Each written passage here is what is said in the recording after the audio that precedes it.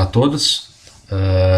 Antes de mais nada, gostaria de agradecer o convite da comissão organizadora para falar sobre o tema como escolher o anticoagulante, um tema cada vez mais frequente na nossa prática clínica diária.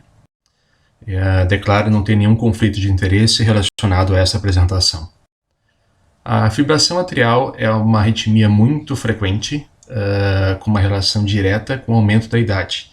Visto o envelhecimento populacional, ela, então, consequentemente, está cada vez mais prevalente no nosso meio. Pacientes com mais de 80 anos chegam a ter até 10% de prevalência dessa arritmia. E como sabido, essa arritmia está associada ao aumento de eventos adversos, tais como morte, um aumento de 2 vezes da mortalidade, insuficiência cardíaca 3 vezes e o principal risco associado à fibrilação atrial acidente vascular cerebral com aumento de 5 vezes na sua incidência. É sabido que até pouco tempo a varfarina, ou os antagonistas da vitamina K, a varfarina mais utilizada no nosso meio, a gente tem a fenprocumona também, era a principal droga utilizada na redução da ocorrência de acidente vascular cerebral, com uma redução compilada dos estudos de até 65% da ocorrência desse desfecho. Entretanto, os antagonistas da vitamina K são drogas efetivas, mas de difícil controle e têm uma grande variabilidade. São dosagens complicadas para cada paciente, às vezes tem que tomar meio comprimido, dia sim, dia não, dia alternado, um dia com o comprimido inteiro e outro dia meio. Então são esquemas por vezes complicados e que são variáveis ao longo para o mesmo paciente em períodos diferentes do ano, do mês, enfim. Tem uma interação alimentar significativa, uma necessidade de frequentes exames laboratoriais para controle do TPRNI, metabolização pelo P450 tem uma interação medicamentosa importante, seja com antibiótico ou com anti-inflamatórios, por exemplo, e da mesma forma é responsável por até 1/3 das internações por reações diversas nos Estados Unidos, esse é um estudo americano. Então está associado com intoxicação, com sangramento, equimose, enfim, desde sangramentos menores a maiores. Muito disso está relacionado ao seu estreito tempo na faixa terapêutica, ou seja, a partir do TPRNI, como você sabe, a gente controla para pacientes com fibrilação atrial, para que o TP fique entre 2 e 3. Então, abaixo de 2, ele não tem uma proteção tão grande, a gente tem aumento da ocorrência aumento da incidência de AVC isquêmico. Por outro lado, a partir de 3, um aumento significativo do risco de sangramento intracraniano.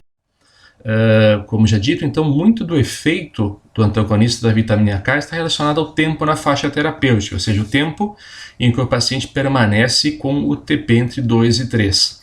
A gente vai ter uma diferença significativa comparado aos pacientes que não estão utilizando varfarina, quando esse tempo é maior ou igual a 70%, ou seja, 70% dos dias entre 2 e 3.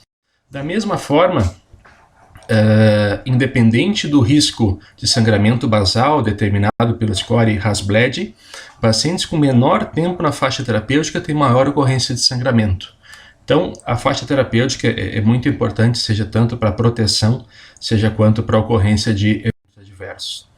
A partir de 2009, então, com o surgimento dos novos anticoagulantes, muda um pouco o cenário. Em 2009 surge a dabigatrana, com as publicações do New England, né? 2011, 2 drogas, rivaroxabana e apixabana, e 2013 a edoxabana. E a decisão de como escolher o anticoagulante, ou seja, de qual escolher, muda um pouco. Antigamente nós tínhamos apenas os antagonistas da vitamina K, e a partir daí a gente passa a ter 4 opções, e num segundo momento 2 doses para cada um. Então, como escolher? Eu vou utilizar o antagonista da vitamina K, vou usar os novos anticoagulantes e que dose eu devo utilizar? É sabido que na comparação, novos anticoagulantes contra a varfarina, eles se mostram superiores tanto em segurança quanto em sangramento maior. Na análise combinada aqui, ele é mais efetivo na prevenção de AVC embolização sistêmica, uma redução de 19%, e na análise individual de cada estudo, as drogas são no mínimo iguais ou superiores. Na ocorrência de sangramento maior, ou seja, no desfecho de segurança, novamente no combinado ele é mais seguro, ele encosta no 1 aqui, mas ele é em princípio mais seguro, redução de 14% de sangramento maior, e individualmente ou é igual ou mais seguro em relação a ter menos sangramento maior no segmento. A partir disso, os guidelines, tanto europeu quanto americano, passaram a indicar os novos anticoagulantes a varfarina na prevenção de AVC em pacientes com fibrilação atrial. Então, aqui a diretriz europeia de 2016, quando a anticoagulação é iniciada nesses pacientes, o NOAC, ou seja, o novo anticoagulante, é recomendado em relação à vitamina A. Para quem que os antagonistas da vitamina K? Para quem que ainda é recomendado varfarina, pacientes com estenose mitral moderada severa ou prótese cardíaca mecânica, a famosa fibrilação atrial valvar. Esse seria o grupo de pacientes que permaneceria com indicação de usar antagonista da vitamina K. A mesma recomendação é adotada pela diretriz americana de 2019. Muito disso está relacionado, então, ao tempo na faixa terapêutica. Esse estudo de 2017 traz um dado bem interessante. Se nós formos comparar a varfarina com os novos anticoagulantes, ele só tem igual eficácia, eficácia em relação à prevenção de AVC e embolização sistêmica, quando o tempo na faixa terapêutica é maior ou igual a 70%. Abaixo disso, os NOACs são superiores, tanto no desfecho de efetividade da prevenção de também em relação a sangramento. Os NOACs são iguais à varfarina, quando maior ou igual a 70%, e superiores quando o tempo da faixa terapêutica é menor. Mas qual que é o nosso tempo na faixa terapêutica média? Assim, qual que é a nossa realidade? A gente tem dois cenários aqui. Esse estudo é bem interessante, o estudo publicado em 2010, o estudo Rely, que tinha 951 centros de 44 países. O tempo médio da faixa terapêutica dos centros brasileiros foi de 54% e dos centros americanos de 66%. Poucos países tiveram tempo na faixa terapêutica maior ou igual a 70%. Ou seja, mesmo num cenário de pesquisa, de controle, de ligar para paciente, de chamar paciente, enfim, o controle na faixa terapêutica é longe de ser o ideal. E nesse estudo feito em 2014, no Hospital de Clínicas, mostrou que o nosso tempo na faixa terapêutica de pacientes com fibrilação atrial não valvar, um segmento de um ano, um estudo retrospectivo, foi em torno de 65% em média. Ou seja, o ideal maior ou igual a 70% é difícil de ser atingido, não é atingido na prática, né, no estudo de vida real, e mesmo em estudo de cenário de estudo randomizado, multicêntrico, enfim, também não é atingido.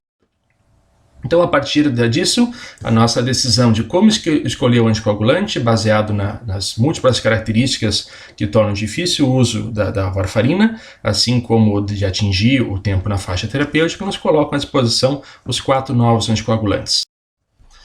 O cenário ideal de comparação seria esse estudo, que teriam 4 braços, da bigatrana 150, rivaroxabana, apixabana e edoxabana, um estudo multicêntrico, randomizado, 20 mil pacientes, 5 mil para cada grupo, incluindo pacientes com FA não valvar de alto risco. O desfecho primário seria AVC embolia, desfecho por ocorrência de evento adverso, e por outro lado, o desfecho secundário seria de segurança, ocorrente de sangramento e ou AVC isquêmico da mesma maneira. Só que esse estudo não existe, né? É um estudo que seria muito caro, seria de um valor muito elevado e que dificilmente as empresas colocariam a sua droga para competir com a outra, com risco de, com uma grande chance de perder essa disputa, e a menos que algum Ministério da Saúde desembolse o valor, que deve ser muito elevado, esse estudo não vai existir nos próximos anos. A partir disso, a gente vai para o campo especulativo, né? Da mesma maneira que no momento que a gente vai comprar ações de uma empresa, a gente vai ter que olhar os dados dessa empresa, os dados dos estudos, para a partir dele fazer especulações. Como é que a gente faria isso no contexto dos novos anticoagulantes? A gente pegaria os estudos pivotais, né? Os estudos principais de cada droga e analisaria. A partir disso, AVC ou embolia, qual das drogas mostrou redução desse desfecho? Qual droga e dose, né? Da bigatrana 150 mostrou redução desse desfecho e a apixabana 5 mg igualmente mostrou redução da ocorrência desse desfecho. A edoxabana, que aumentou a AVC isquêmico, reduziu de uma maneira significativa sangramento maior, foi o que mais reduziu. E desfecho morte, com uma significância limítrofe, mas que ocorreu, tanto a apixabana 5 mg quanto a edoxabana na dose de 30 mg mostraram a redução de morte. Individualmente é difícil, então, todos esses dados, a gente pode fazer essa tabela comparativa, né? e a partir disso fazer um roteiro de análise.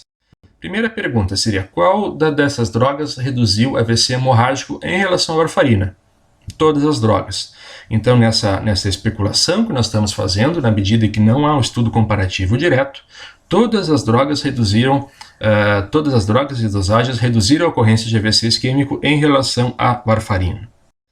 Sangramento maior em relação à warfarina: dabigatran 110, apixabana 5, edoxabana 30 e edoxabana 60 mostraram redução da ocorrência de sangramento maior. Sangramento maior e morte, ou seja, desfecho duro, primordial. Quais drogas também reduziram? Apixabana 5 e edoxabana 30. Então a gente está pegando de todas as drogas, restringindo a partir de cada desfecho. E qual droga reduziu o sangramento maior e morte sem aumentar AVC isquêmico em relação à warfarina? A apixabana 5 mg.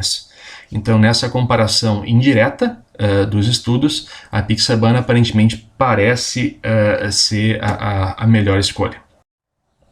Entretanto, um detalhe que deve ser sempre ressaltado na realização de uma comparação indireta, que cada estudo tem a sua própria população, né? Então, se a gente comparar os 4 grandes estudos, são estudos em que a população média varia de idade, a prevalência de pacientes de sexo feminino varia, a fibrilação atrial paroxística varia, pacientes com evento prévio varia, ou seja, se teve mais AVC prévio, é um paciente de mais alto risco. Se já utilizava vitamina K, e, por exemplo, CHADS-2, que seria a avaliação objetiva do risco, o risco basal varia. Então, a grande dificuldade de nós fazermos uma comparação indireta é que a população é diferente. Então, mesmo ajustando, a gente nunca vai ter o ajuste ideal. E, repito, o ideal seria nós fazermos o estudo randomizado com uma população única para que cada grupo fosse igual para ser comparado. Existem características específicas dos pacientes que podem nos direcionar igualmente na escolha do novo anticoagulante. Pacientes com alto risco de sangramento, determinados por score Hasbled maior ou igual a 3, que é a score que a gente mais utiliza na prática, a gente vai considerar a droga com menor incidência de sangramento, que seria a dabigatran 110 ou a apixabana. Paciente que já teve sangramento do trato gastrointestinal, ou então, igualmente, com alto risco de sangramento do trato gastrointestinal, a gente vai considerar essa droga mais segura nesse contexto. A apixabana novamente mostrou ser a mais segura. Paciente com alto risco de AVC e com baixo risco de sangramento, ou seja, com score Hasbled baixo, a gente vai considerar a droga que mais reduziu o AVC isquêmico no segmento. Dabigatran 150 foi a que teve esse desfecho.